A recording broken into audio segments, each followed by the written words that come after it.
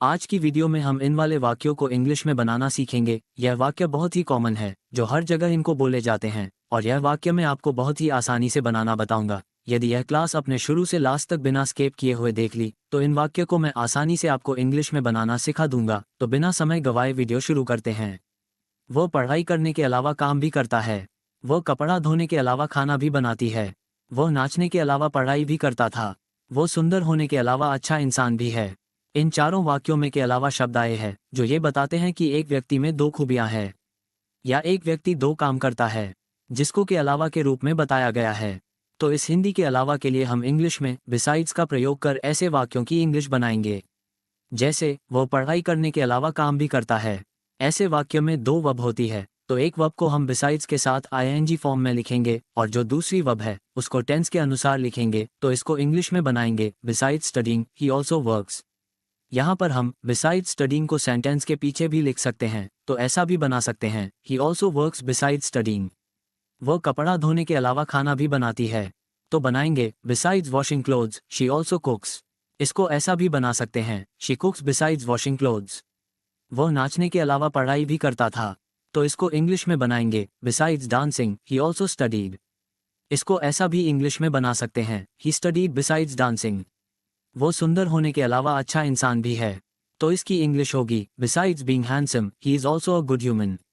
इसको भी ऐसा बना सकते हैं he is also a good human besides being handsome. इस प्रकार से हम के अलावा वाले वाक्यों को बिसाइड्स से इंग्लिश में आसानी से बना सकते हैं। देखते हैं। कसम से मैंने पैसे नहीं चुराए। कसम से मैं तुम्हें बुरी तरह पिटूंगा। कसम से मैं अब तुम्हारे घर कभी नहीं आऊंगा।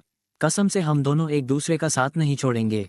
यहाँ पर सभी वाक्य में कसम से शब्द आए हैं तो हम इस कसम से के लिए इंग्लिश में दो तरीके के वर्ड्स का प्रयोग करके ऐसे वाक्यों की इंग्लिश बना सकते हैं आई स्वेयर और बाय गॉड। इन दोनों से हम ऐसे वाक्यों की इंग्लिश बना सकते हैं जैसे कसम से मैंने पैसे नहीं चुराए तो इसकी इंग्लिश होगी I swear I did not steal the money. ऐसा भी बना सकते हैं by God I did not steal the money. यहाँ पर हम डिड नॉट को डिडंट भी लिख सकते हैं तो होगा I swear I didn't steal the money और by God I didn't steal the money कसम से मैं तुम्हें बुरी तरह पिटूंगा। तो इंग्लिश होगी I swear I will beat you badly. ऐसा भी बना सकते हैं by God I will thrash you. कसम से मैं अब तुम्हारे घर कभी नहीं आऊंगा। इसको देखेंगे I swear I will never come to your house again. इसको ऐसा भी बना सकते हैं by God I will never come to your house again. कसम से हम दोनों एक दूसरे का साथ नहीं छोड़ेंगे।